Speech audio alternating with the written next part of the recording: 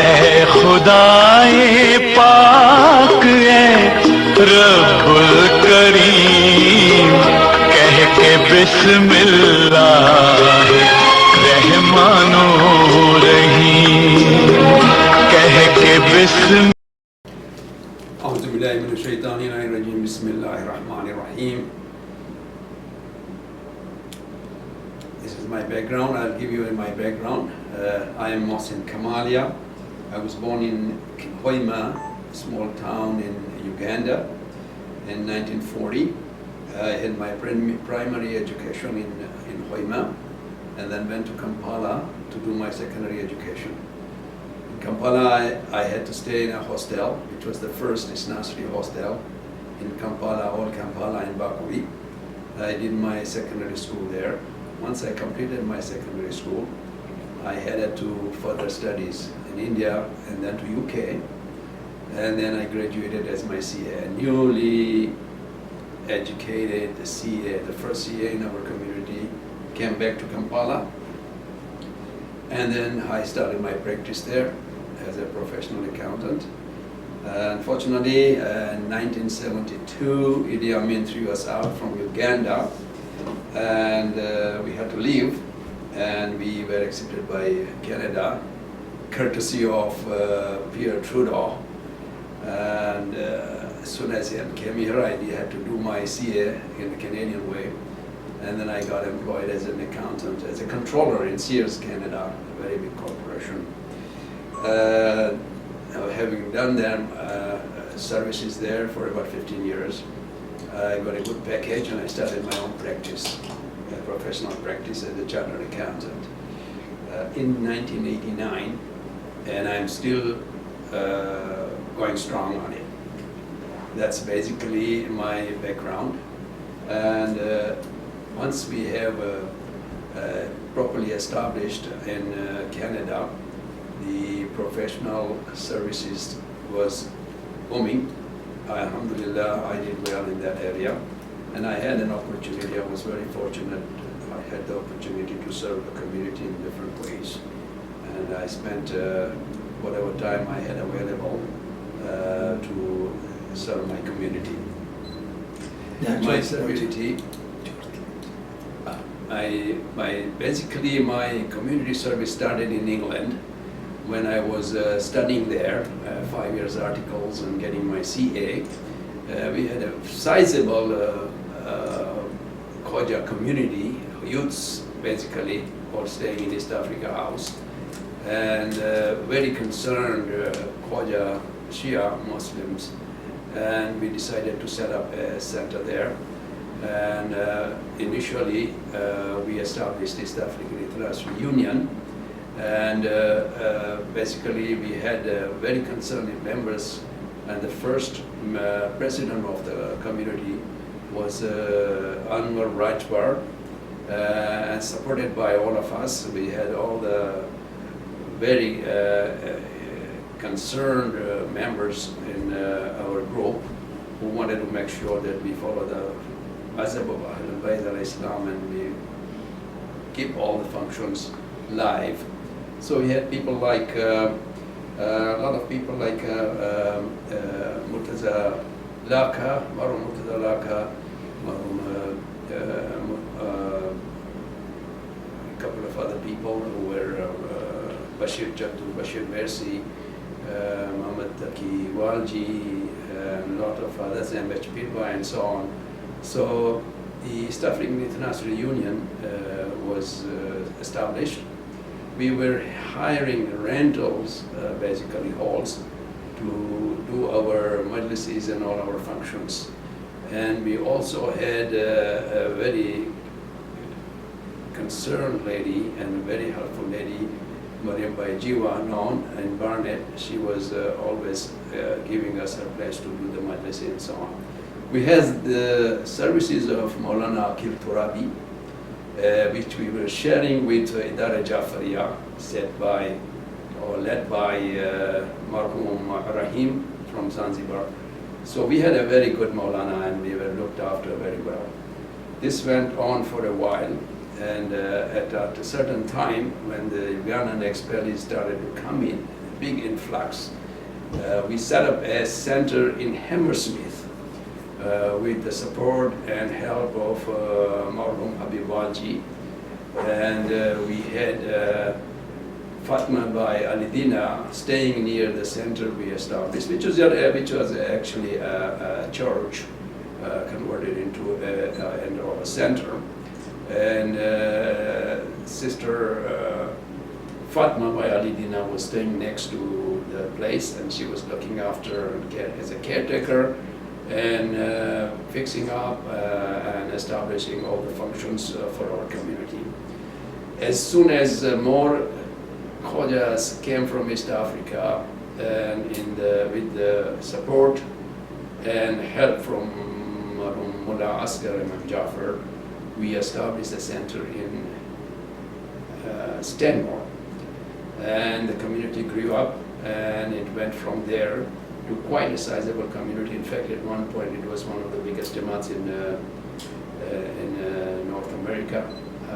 It appears like Toronto has taken over, obviously, with the number and the size, but the center established in Stanmore, alhamdulillah, under the leadership of Maulana Mullah Asghar, was very successful, alhamdulillah. This was the brief section of my life in Canada, in UK. As soon as I graduated as a CA, I came to Uganda, back to Kampala. I was actually the first CA Khoja who came back from UK, returned in Kampala, and I was very fortunate to start my own practice there. We started to build up, but unfortunately Idi Amin threw us out. We had no choice to leave, and we were accepted by Canada, courtesy of Pierre Trudeau, and we came out and settled down in Toronto. And unfortunately, we again didn't have any facilities here, very few families, but mostly the Ugandan refugees again were very concerned, and we started to carry on our services, majlises and so on in rented halls. And from there onwards, we started raising money to buy a center. Alhamdulillah, we had very, very concerned and helpful individuals like Maulana Habib Kara, Maulana Ali Bhai Kaba, who were very concerned, and with their support, we were able to start a fund and started to look for a center. We had substantial amount of money collected, funds raised, and we were looking at the properties, and during that time we had Muhammad Islamic Center came over and offered us help, so we accepted it. I was the president at the time. I was the president of the Toronto Jamaat for 3 terms, from 81, 82, 82, 83, and 88, 89. And the center was built on Bayview, it's known as Bayview Mosque. Unfortunately, after the center was built, the Muhammad Islamic Center wanted to run it themselves and manage it themselves. And there was a split in the community. We were not in agreement with that, because they wanted to run the center with trustees in Pakistan. And you know, we Khojas, wherever we went, our history is, we have always established our centers, we have looked after it, we have managed it our way. We cannot accept anybody or any trustees overseas looking after and running our centers. Community was split at that time. It was a big challenge. We were going and having our function in different places called 5050 Young Street. We established all our majlises there. And unfortunately, we were not able to resolve this situation for a while. So we sought the help from Mullah Asghar, who unfortunately was in a jail in Iraq. So we had the Rasulullah Khan, who was the vice president of the World Federation. We invited him. He came over, and we sat down and started to resolve the split and the problems with Muhammad Islamic Center. Finally, unfortunately, what happened was we had given up all the money we had to Muhammad Islamic Center to build the mosque. We had, I believe it was about $165,000.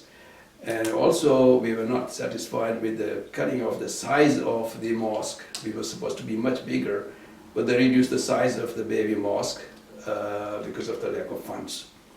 So this was an issue which was not acceptable to us. Fortunately, the problem was resolved with the effort from Abdul Rasulullah Khan and some other concerned members. Finally, we got the custody and the management of the baby mosque. Alhamdulillah, it started to work very well. After that, basically, we have been growing up bigger and bigger in size, and with more and more influx from East Africa, we went on to build up a bigger center, which we are in now, in 9,000 Bathurst. Fortunately, it is a center that has been built to accommodate a fairly large number of our members, with all the facilities and a lot of parking facilities too. So this is, now we have reached a set of our community, which is fairly well established. And we have Maulana Rizvi as our resident alim, who has done an excellent job and is leading our community. Now, during my presidentship of Toronto Jamaat, I had quite a few challenges. The very first one was the dispute with Muhammad Islamic Center. The second one, I had a fairly sizable challenge when I was trying to organize the first Ashura Julus downtown. I was discouraged even by the previous leaders that you will be a laughing stock, you will go and walk with alams and everything downtown and people laugh at you, and I said no, this has to go on. Fortunately, I established a Julus on the Ashura. The first Julus in Toronto was established at that time. We got the facilities and help from the police and the Queen's Parliament building. They were very helpful. We did the first Ashura procession, and with the mercy of Allah subhanahu wa ta'ala, we had over 3,000 people attending the Julus from Queensborough to the City Center, the first one. And alhamdulillah, after that, these Juluses have been started by our community members in different areas, alhamdulillah. The other challenge I had, there were a lot of other challenges because we were growing, we had teething problems.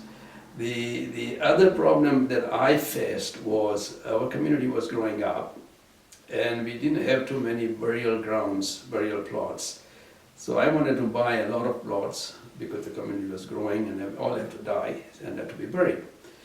We had about $160,000 in the bank account of the Jamaat, and I went to North York Cemetery and started to negotiate to buy 500 plots. And the price was given at $350 per plot.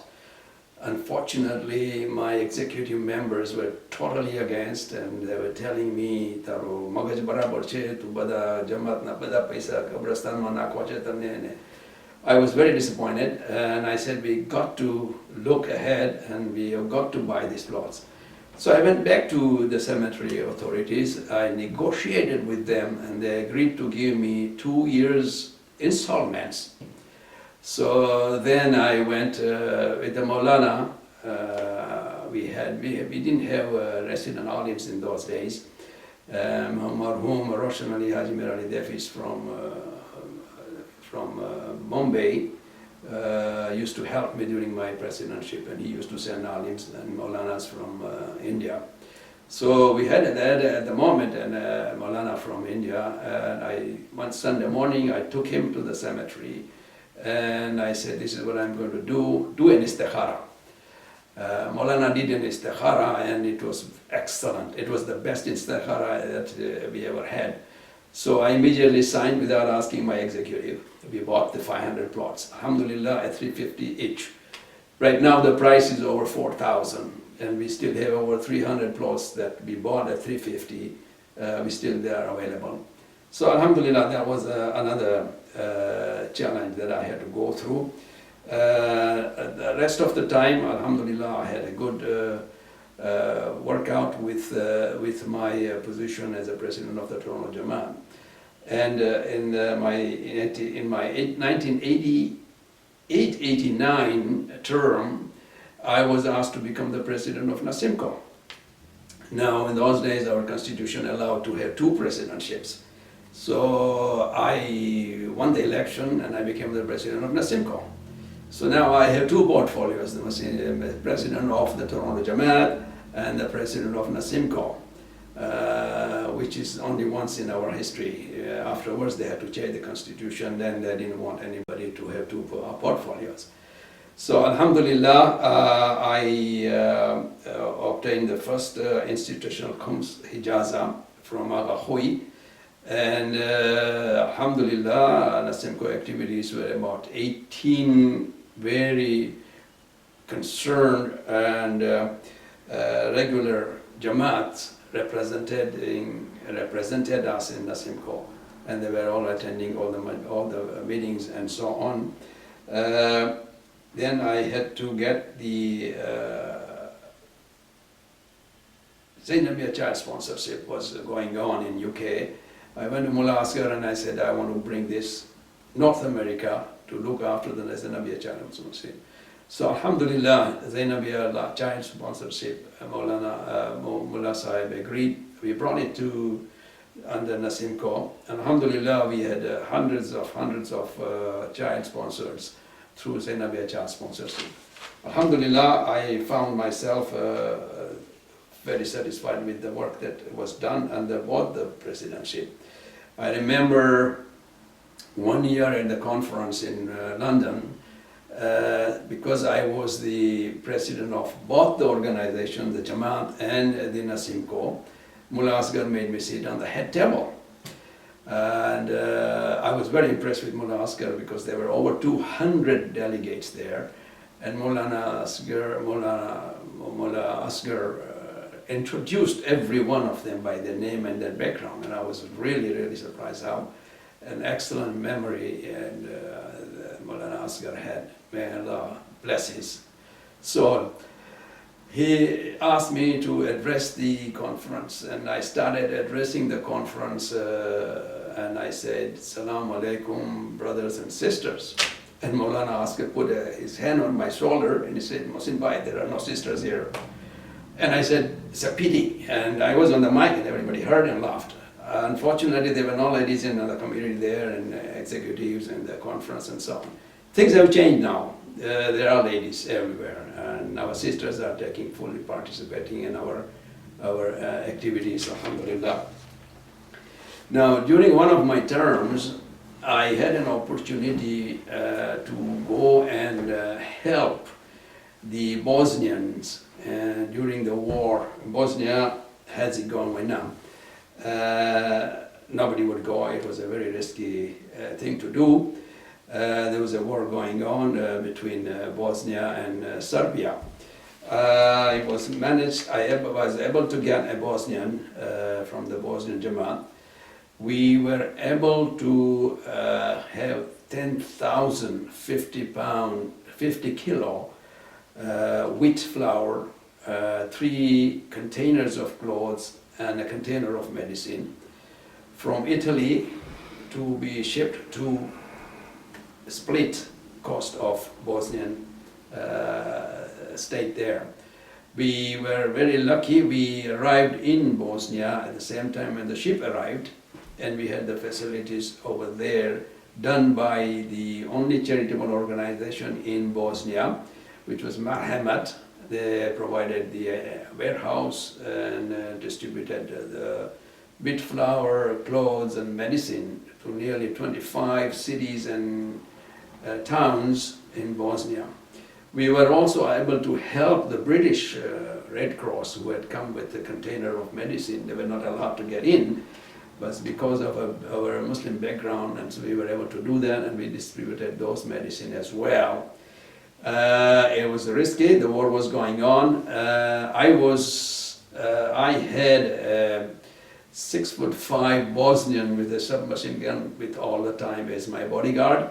It was not a safe place to be, but fortunately, we were able to do all the work we wanted to do. We had at least raised $50,000 from Toronto, which was also used to give it to the widows and orphans and some destitute people over there. Alhamdulillah, that was a very challenging trip. Nobody was willing to go. My family wasn't happy, but I said I'm going to do this, and I did it. The other services basically I have provided is for the last 25 plus years to the Hajis.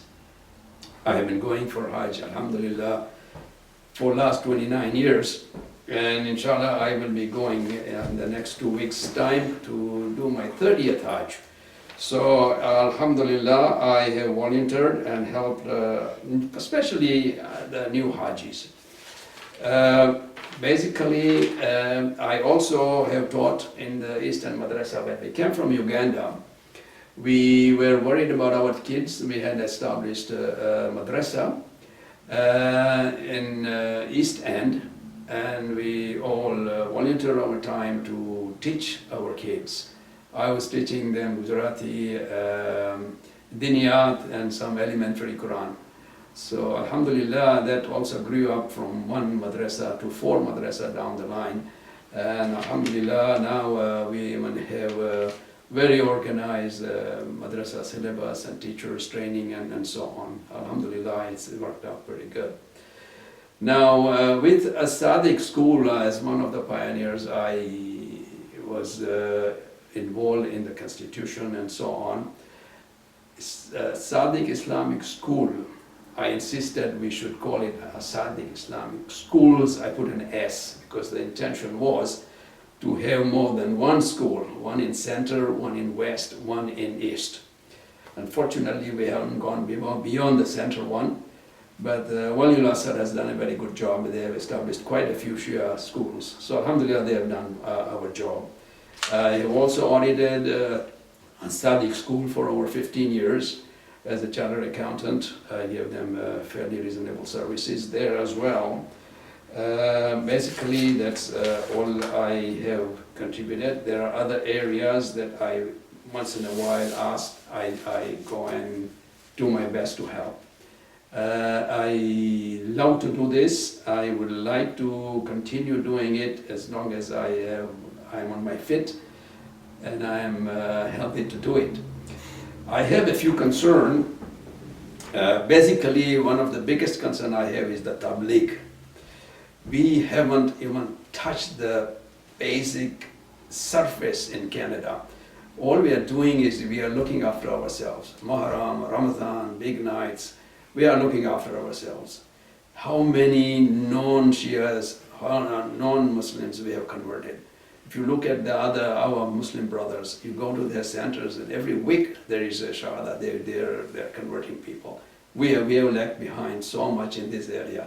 This is my biggest concern, that we haven't done our job. We are only looking after ourselves.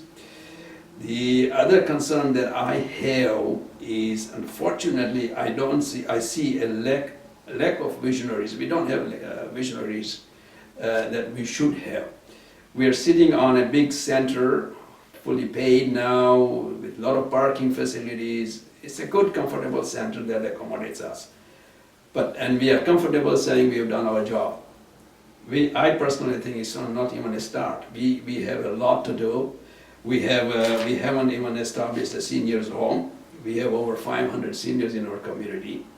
We have to look after them. There's a caretaker facility for old and sick. We haven't looked into that. Islamic school, Sadiq school is full. There is no more room. There are more kids who want to join us. We have to establish a separate school to expand our education in Sadiq Islamic school. This is one of the biggest concern I have. Other communities, if you look at them, the Smileys, they are building all kinds of centers. They're buying land all over. There's very little land left where we are, so everybody's going north. Ahmadis have recently bought 200 acres up north. Everybody is looking visionary for future. And we are sitting comfortably that we have done our job, we have paid our loans, and we have a good big center. There's a lot to be done, and I'm really concerned that I hope our future generation will take us and build up more facilities for the seniors, the caretakers, and Islamic schools, build more Islamic schools, go into more taghlib, inshallah. I have been also requested, inshallah, this next week's Hajj for me will be my 30th. And I have been requested by the World Federation and others involved to write a Khoja book on Hajj. We have no records whatsoever, and we have our Hajis, Marhums, Habib Walji, Marhum Mulananji, all these who were looking after our Hajis, taking them for Hajj, they're all gone. There's no record of our work that our Marhumins have done in the past. So I've been requested, I have a project, inshallah, I'm working on it. Also, I have been requested to do a write-up on a book on the ziyarats, especially the walking ziyarats from Najaf to Karbala. Alhamdulillah, we have a lot of our community members who have done this, and there is a lot of experience to share and a lot of information to give, especially during the Arba'in time. Alhamdulillah, I am looking forward to do more service. Inshallah, if Allah gives me more life and if I'm on my fit, I'm always available to any services that I'm asked of. Inshallah, Allah will accept our little voluntary service.